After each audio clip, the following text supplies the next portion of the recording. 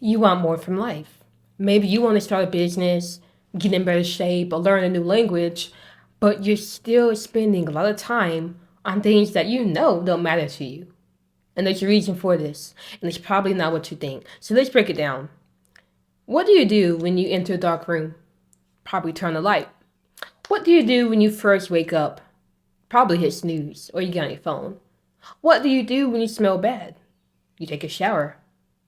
In each case, your actions are preceded by a goal. You walk into a dark room, the goal is, I want to be able to see. Your action is, you turn the light. You hear your alarm going off in the morning, your goal is, I don't want to hear this anymore. You hit snooze. You smell bad, the goal is, I want to smell better. You take a shower. Actions are second. Your goals come first. So if your actions aren't really aligned with what you want, chances are you don't have any goals, or you do have goals, but it's just chaotic. They're not the goals that will push you towards greatness. But what happens when you actually start setting goals and being intentional? What does that even look like? I like to leave my apartment at 7 because we live on a trail, and so it's like a 40-minute walk around that trail. So then I can get back at 7:40. Work doesn't start for me until 9. So then I have some more time to either work on YouTube or maybe read, meditate, all those things. But for a little bit, I was struggling to get out at 7. I was leaving at 7:30, 7:35, 7:40, getting back at like 8:30, and then having to immediately get ready for work. Like something was not clicking. And I was like, what the heck? Why am I not leaving on time? Like I want to. Why am I not leaving on time? And I thought to myself, I just don't have a goal. And so I wrote on my goal board, leave the apartment by 7:05 a.m. Now Monday and Tuesday, your girl didn't do it, but I did leave a little bit earlier. Instead of leaving at 7:30 and above, it was like 7:15 one day, 7:18 the other day, just slowly getting it down. Now on Wednesday, your girl was up and out of there at 7:05 a.m. And although my girl was giving me puppy dog eyes, like she wanted me to stay, I had to go. I had that goal and it influenced my behavior. Before I had that goal, I was struggling to get out of the apartment at 7:30. Once I set that goal, I became more intentional, more aware of time, more aware that when I wake up, I need to go ahead and get started on what I need to get done. I need to stay focused and locked in because I want to be out at 7:05 a.m. The goals we have shapes our decisions, whether we are conscious of it or not. And my goal is to make you conscious of your goals. Because if you're unconscious of it, then you're most likely going to have chaotic goals. And so your life is going to seem chaotic, or you're not going to have any goals. And in that case, life will still seem chaotic. So I want you to think about it. Look around and ask yourself, do you have the right goals that's shaping your life in the direction you want it to go? Do you have any goals at all? If not, that is the first thing we need to work on. And I want to share a quote by Earl Nightingale. He's a very powerful speaker. If you want to listen to more concepts of self-improvement, Earl Nightingale is someone I would definitely recommend. He is wonderful. But he said, people with goals succeed because they know where they're going. And that's as simple as the goal is. It's just knowing where you're going. And if you don't know, you will end up anywhere. And you better pray that where you end up is good. Most times, it won't be. Now, if you want to start making goals right now, I'm going to give you the most simple way to do this. This does not have to be difficult. Just think about what you want, but you haven't made moves to doing it yet. I remember moving down here, a big thing for me is I wanted to get into basketball. I really wanted to improve my shooting game and whatnot.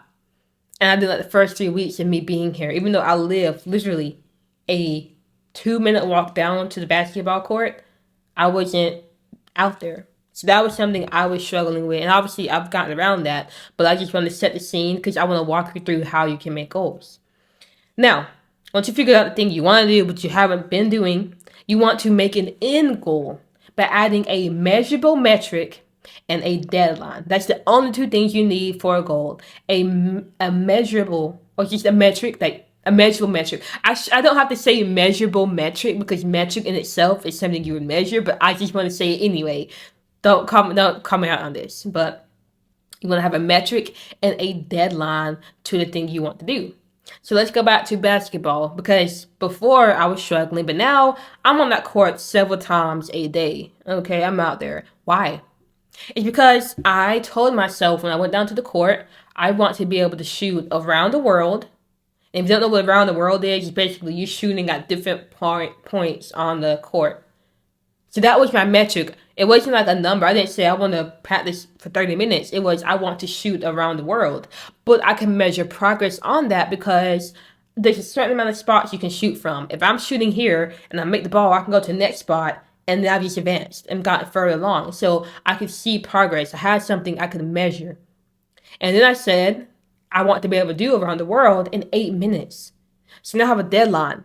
And so then I went out to the court with a mission. I'm basically playing a game. Like, okay, can I get this in 8 minutes? And then I was constantly on the court. And then I found other little goals to improve my game.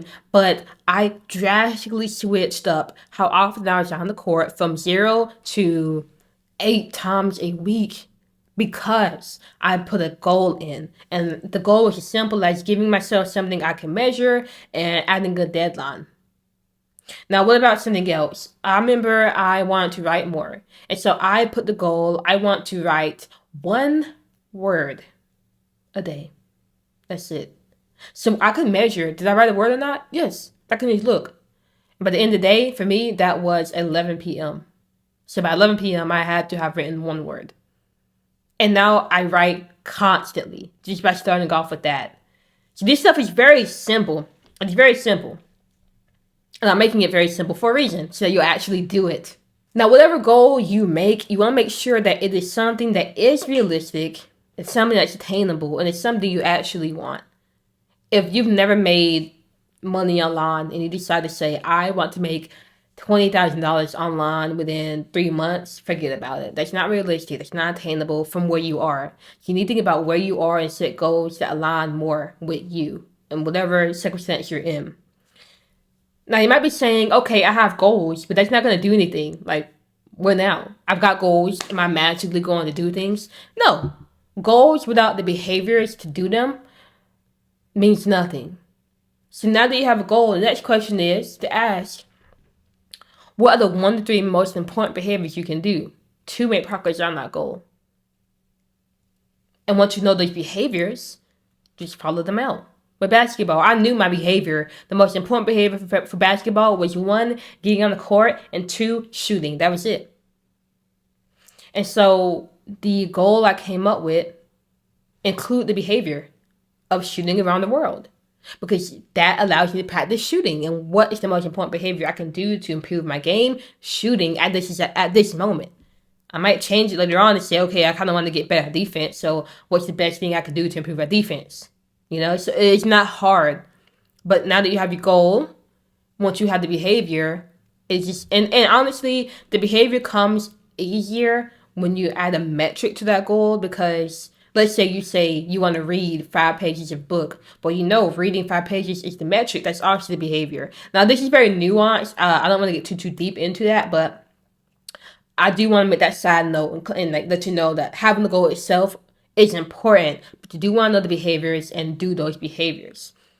Now, you will forever be shaped by the goals you have, whether you are conscious of it or unconscious of it, because the goals you have defines what you focus on, and what you focus on materializes into your reality. So if you can have the right goals that are more aligned with you and you focus on those, your life will change. It's that simple.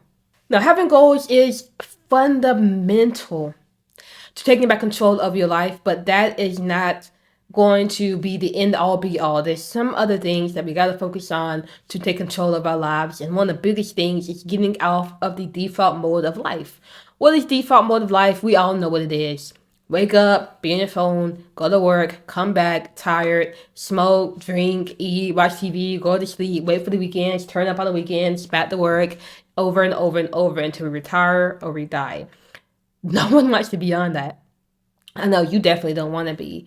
That's why I made a course called Live by Design that allow you to be more intentional with your life and stay off of default mode forever. It's the first link in my description. Go ahead and check that out. I want you to comment below what your goal is. Because I just want you to practice making goals. That's ultimately what this entire video is about.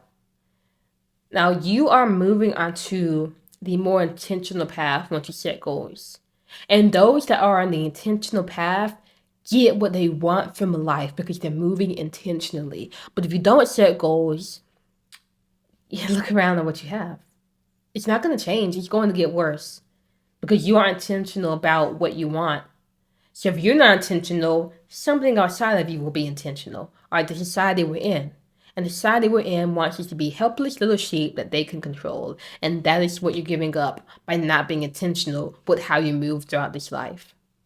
These are just ideas to put into your head. If you like this video, if you got anything from this, give me a thumbs up, subscribe, all that good stuff, and I'll see you for the next video.